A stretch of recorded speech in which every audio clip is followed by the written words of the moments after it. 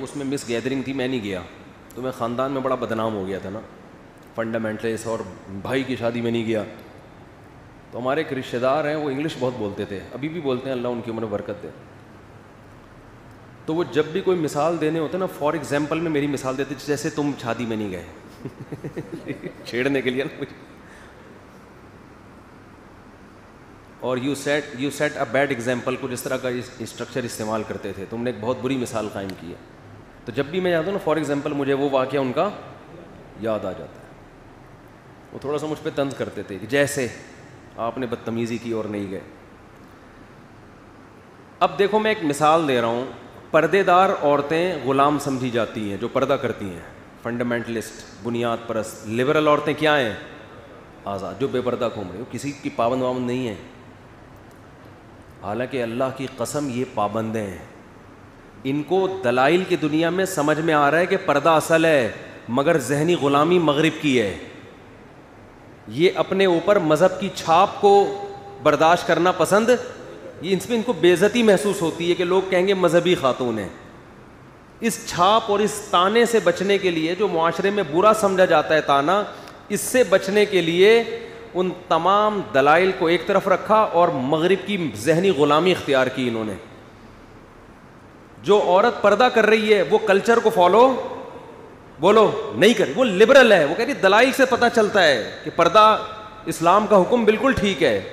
جو کلچر کے اگینسٹ چل رہا ہے اس کو کہہ دیا کہ وہ لبرل نہیں ہے, اور جو کلچر کا غلام ہے اس کو کیا کہتے ہیں؟ لبرل ہے. تو وہی ہے نارنگی, رنگی کو نارنگی کہہ رہے ہیں.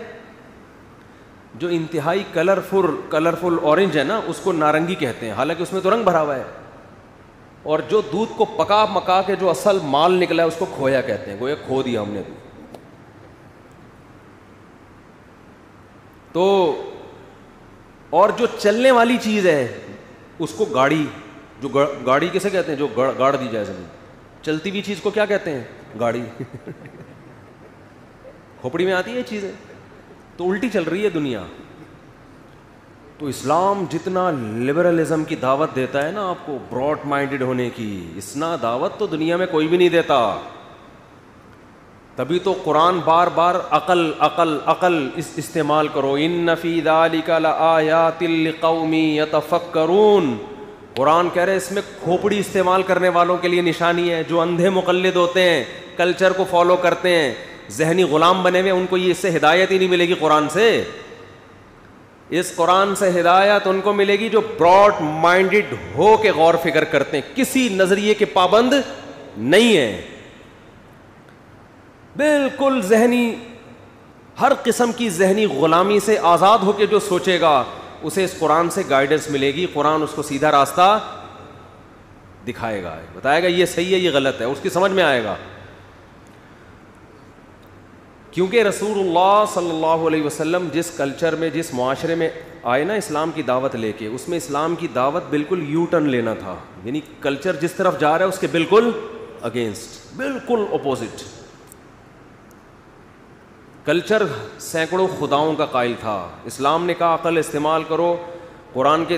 قرآن کے اکثر دلائل عقلی ہیں, یعنی عقل کو استعمال کرنے کا حکم دیتا ہے. لو کان فیہما آلہۃ الا اللہ لفسدتا. قرآن کہہ رہے عقل سے سوچو, اگر اس زمین میں ایک سے زیادہ خدا ہوتے تو زمین آسمان کا نظام تباہ و برباد ہو جاتا. ایک گھر میں دو سربراہ ہوں تو گھر کیا ہو جاتا ہے؟ برباد. تبھی تو ہو رہے ہیں برباد, پتہ ہی نہیں چل رہا باپ ہے کون, میاں کون ہے. ابھی وہ امریکہ سے ایک دوست آئے ہوئے ہمارے, پتہ نہیں بیان میں بیٹھیں کہ نہیں بیٹھے, وہ کہہ رہے ہیں امریکہ میں جو بیوی ہے وہ میاں ہوتی ہے, جو میاں ہوتا ہے وہ کیا ہوتی ہے؟ جو لگ رہا ہے سارا ہوتا ہے. اس کو اتنے حقوق دے دیے انہوں نے کہ مرد اگر ہاتھ اٹھا لے وہ تو گیا, عورت چترول لگا لے تو کوئی اتنا بڑا کیس نہیں بنتا اس پہ. تو گھر کا بھی ایک سربراہ ہوتا ہے, نہیں ہے تو آج سے بنا لے, جا کے الیکشن کروا دیں, بے شک بچے کو باپ بنا دیں لیکن بنائیں کسی کو ضرور.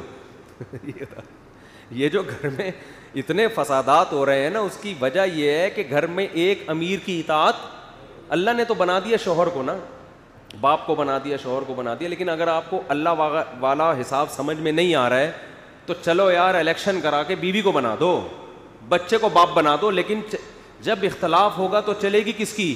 ایک کی. اس سے گھر میں سکون ہوگا. اس کے علاوہ تعویذ گنڈوں سے وظیفوں میں ٹائم ضائع مت کرو, کخ بھی نہیں ہونے والا اس سے. ایک تو لوگوں کو صحیح حل بتایا نہیں جاتا, اوپر سے وظیفوں میں لگا کے جو اصل حل ہے اس سے اور زیادہ غافل کر دیتے. میں وظیفوں کے مخالف نہیں ہوں, پڑھ لیں, اچھی بات ہے, اللہ کا نام لینے کی توفیق مل رہی ہے, لیکن یہ حل نہیں ہے. اور ہمارے ملک بھی کیوں نہیں چل پا رہا ہے پتہ ہے؟ ایک آدمی کے ہاتھ میں پاور ہی نہیں ہے, پتہ ہی نہیں چل رہا کس کمبخت کا کام سڑکیں ٹھیک کرنا ہے, گٹر کے ڈھکن کون لگائے گا, کس کو گالیاں دیں, کس کو برا کہیں. جب بھی آپ کراچی میں امن کی بات کرو تو یہ فلاں کا شعبہ ہے.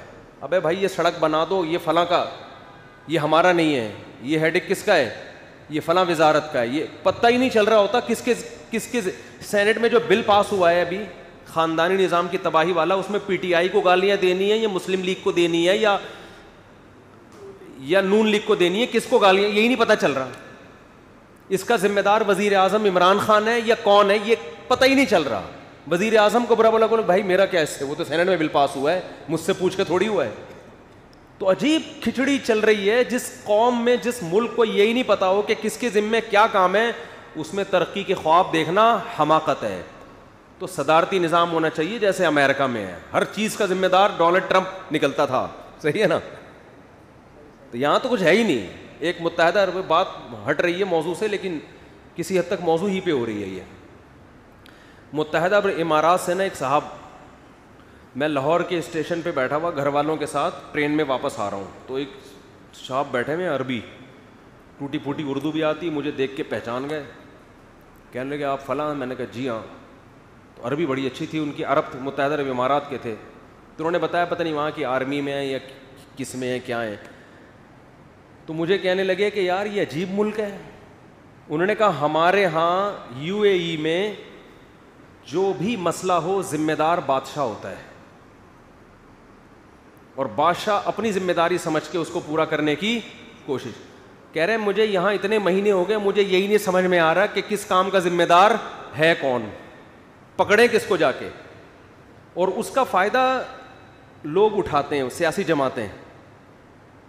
مثال کے طور پر گٹر اگر کھلے ہوئے ہیں نا, لوگ گر رہے ہیں اس میں, تو جس کی ذمہ داری نہیں ہے وہ اس کو گالیاں دینا کہ دیکھو یہ گٹر کھلے ہوئے ہیں فلاں کے دور حکومت, حالانکہ وہ خود ذمہ دار ہوتا ہے اس کا بعض دفعہ.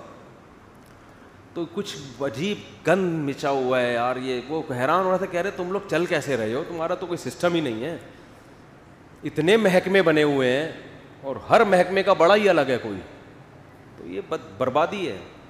مسلمانوں کا تو ایک بادشاہ ہوا کرتا تھا یار, ایک خلیفہ ہوا کرتا. چلو اب پوری دنیا کے مسلمانوں کا ایک خلیفہ نہیں ہے, تو ایک ملک کا تو کم از کم ایک خلیفہ ہو نا, کہ ہر چیز کی رسپانسبلٹی بالآخر اس خلیفے کی ہو.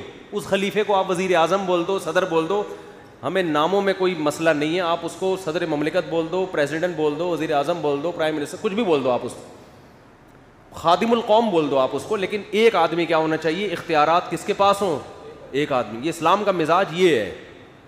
خیر, تو ابھی بات یہ چل رہی تھی, کیا بات چل رہی تھی بھائی؟ آج پراٹھا کھایا ہوا نا, تھوڑا اسپیڈ تیز ہے میری. ابھی میں نے ویسے تو صبح کھاتا ہوں, آج میں نے ابھی تھوڑی دیر پہلے بھی پھوڑ دیا. کیا ہے؟ ابے کچھ منہ سے تلفظ کے ساتھ بولو نا, ایسے کیا. ہاں, تو میں یہ کر رہا تھا کہ قرآن نے کتنی زبردست دلیل دی ہے شرک کے خلاف. یہ عقل استعمال کرنے کا حکم دیا.